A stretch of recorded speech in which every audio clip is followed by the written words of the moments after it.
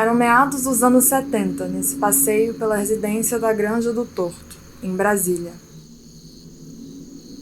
Você aparece usando um vestido azul e de braços dados com seu pai. Ele tem 66 anos e você, 29. Dizem que ele era um homem sem prazeres e sem sonhos, guiado apenas por hábitos e obrigações. E você, Amália Lucy?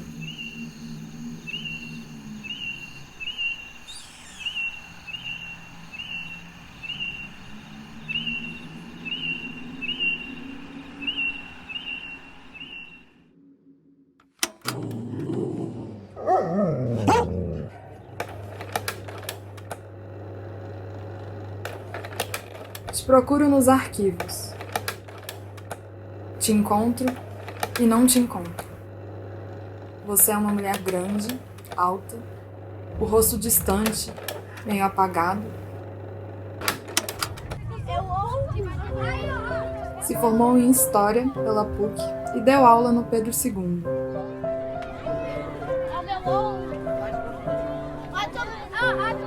Conta que nunca se sentiu historiadora e sim professora.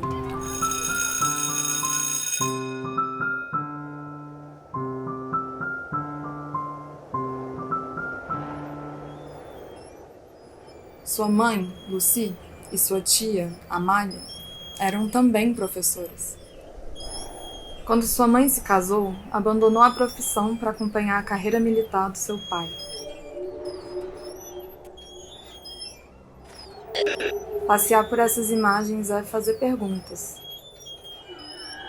São muitas sombras e silêncios.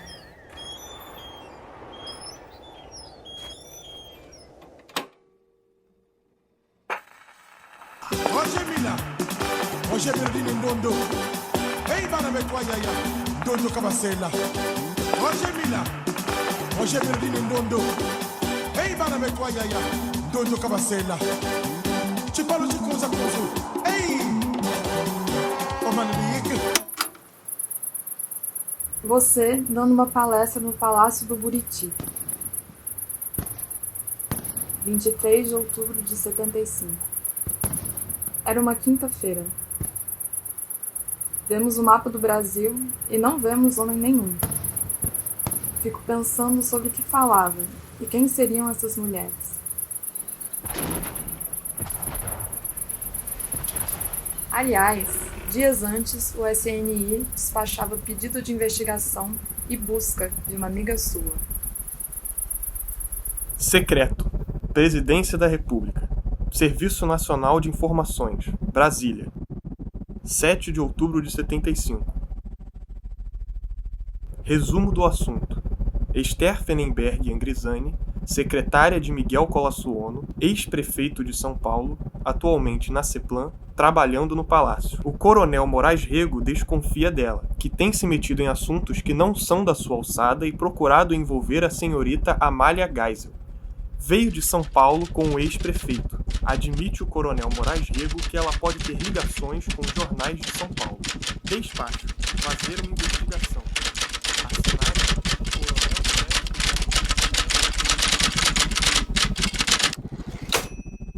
Outro pedido de busca confidencial. Assunto: Herbert Pastor, gerente da Japan Airlines. Segundo o colunista social do jornal O Estado do Pará, você e Herbert Pastor teriam mantido um romance firme por 4 anos. A ironia é que o nome dele era parecido com o de Herbert Pastore. Pastore era investigado por ser membro do Diretório Nacional dos Estudantes do Paraná.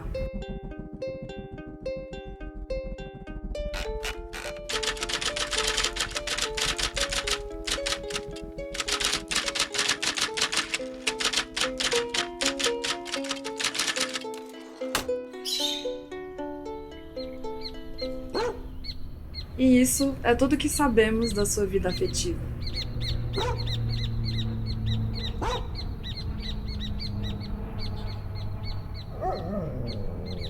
Você conta que com 21 anos estava trabalhando no Conselho Federal de Cultura e estava feliz. O conselho lembrava muito, isso talvez uma opinião minha, pessoal, uma academia, né?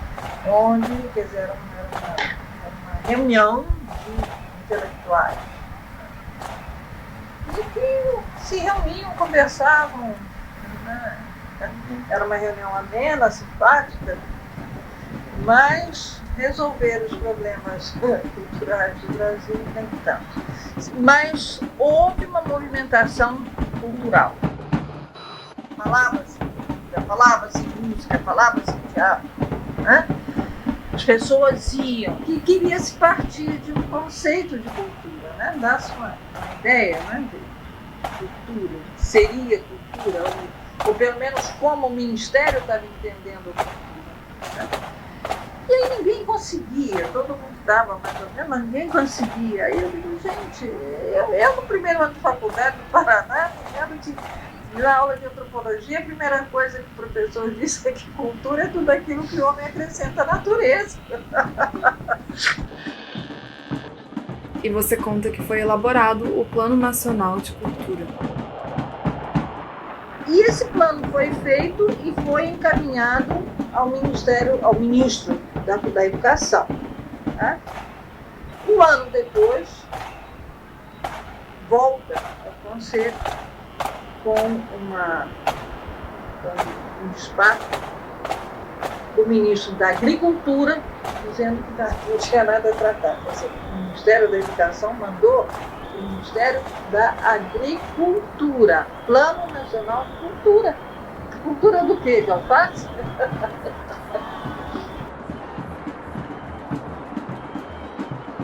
Quando seu pai vira presidente, você larga o trabalho que vinha fazendo. Por quê?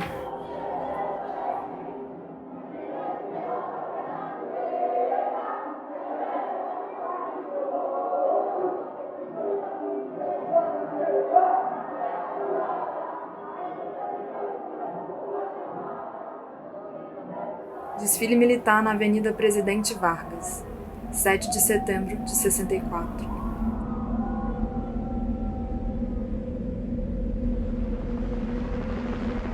O moral do Exército Brasileiro é o moral de seu povo.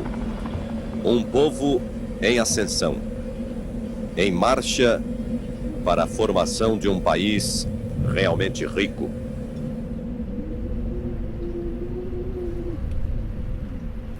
Em 74, você é a filha do presidente militar. Bom, aí um belo dia no almoço eu cheguei e disse, pai, o pessoal aí está querendo criar a Funarte. Aí disse assim, o que é isso? Eu tive uma fundação, né? Fundação? Quem vai manter? Eu digo, ora pai, o governo. Eu disse, mas como? Que história é essa? Isso aí vai ser um cabide de emprego. Não vou aprovar isso. Aí eu digo, oh, meu Deus do céu, por que eu fui me meter?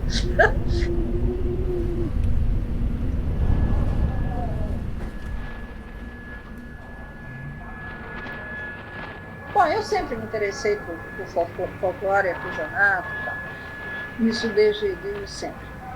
E não sei dizer a razão, mas eu tive contato, o primeiro contato que eu tive com uma manifestação folclórica foi lá no Rio Grande do Sul, uma cidadezinha de colônia alemã, de colonização alemã, na casa dos meus avós, quando no dia 31 de dezembro batia na casa do meu avô um terno de reis.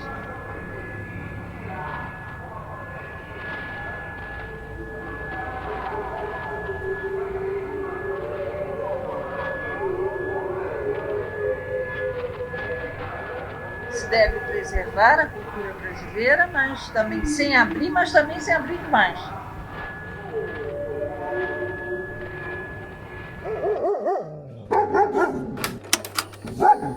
Esses cachorros me fazem lembrar eu pequena. Tinha um pastor alemão, o Jumbo, e queria um dálmata. Meu pai era major da aeronáutica. Disse uma vez que eu jamais pronunciasse a palavra comunista, que era perigoso. A gente morava nessa vila militar em Curitiba. Eu com o Jumbo na coleira, meu irmão Gilson, meu amigo Jason, minha mãe.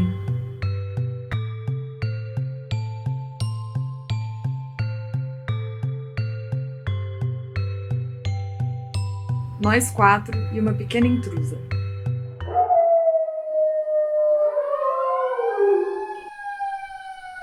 Essas são outras vilas militares pelo sul do Brasil nos anos 70.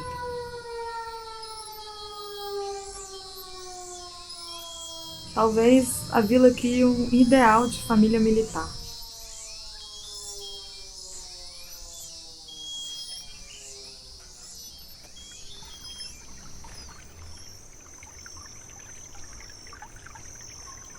Isso faz sentido?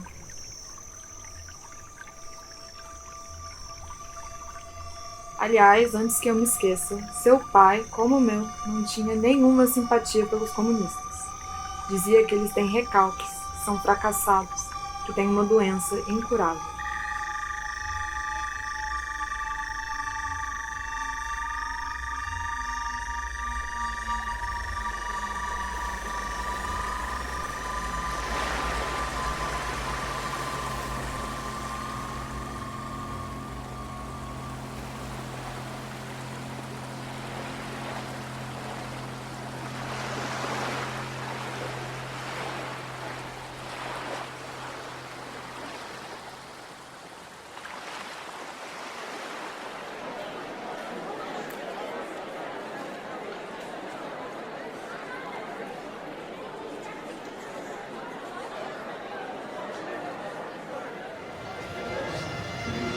Faz hoje a sua primeira apresentação pública o blindado de fabricação nacional denominado Cascavel. Usado nas missões de reconhecimento, patrulhamento, operações antiparaquedistas e antiguerrilhas. Imagens transmitidas em rede nacional de TV no ano de 75. É o desfile de 7 de setembro em Brasília.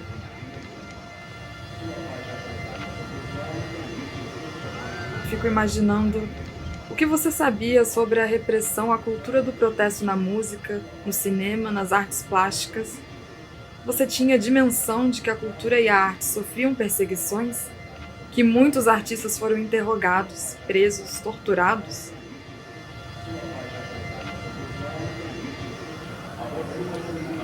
O futuro do Brasil está em nós, na medida que o soubermos conduzir à ordem e ao progresso.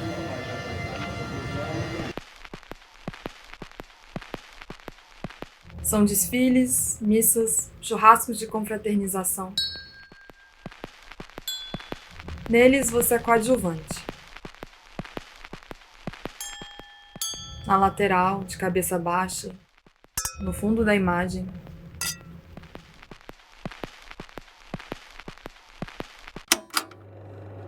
Aqui você é protagonista.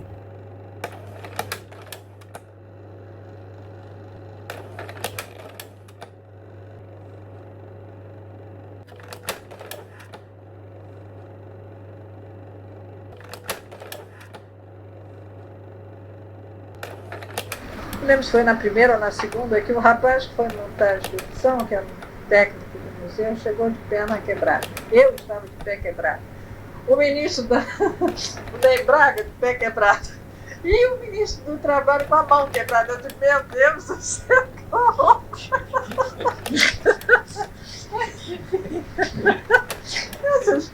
Sim, um adendo parente também é que Brasília, na época da seca, todo mundo se quebra. Eu pensava que o comum nesse período era dor de cabeça, enjoo. Talvez você sentisse isso também. Eu sempre procuro ver o lado engraçado das coisas.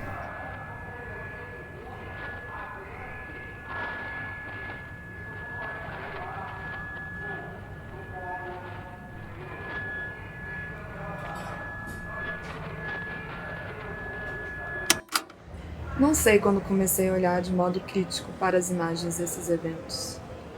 Quando vim morar no Rio aos 15 anos? Quando comecei a faculdade de comunicação na PUC? Quando me interessei por cinema?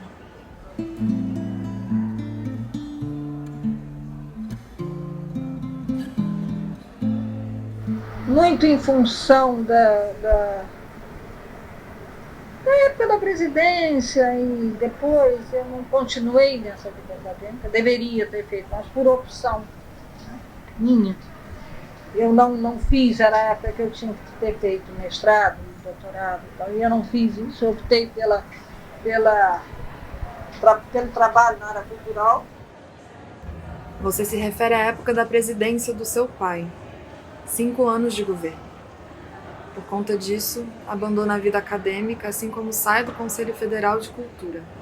Numa entrevista para o Museu do Folclore, você é enfática. Filha de militar tem que acompanhar o pai.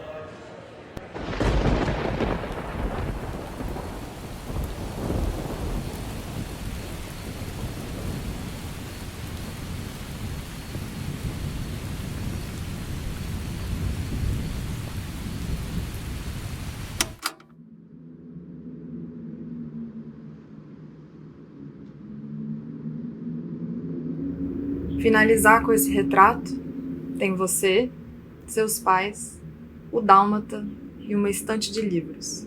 É na Granja do Torto, residência oficial da Presidência da República. Foto tirada quando seu pai, general do Exército, assume o cargo de presidente em 74. A ditadura completava 10 anos. Seu pai, Ernesto, foi o 4º presidente militar. Fez um governo lembrado pela abertura, mas houve censura à imprensa, às artes, fechamento do Congresso e uma caçada violenta a grupos de esquerda. Você tem 29 anos, ocupa o centro, de vestido florido. O dálmata aparenta bons modos. O pastor alemão está ausente e me pergunto por quê.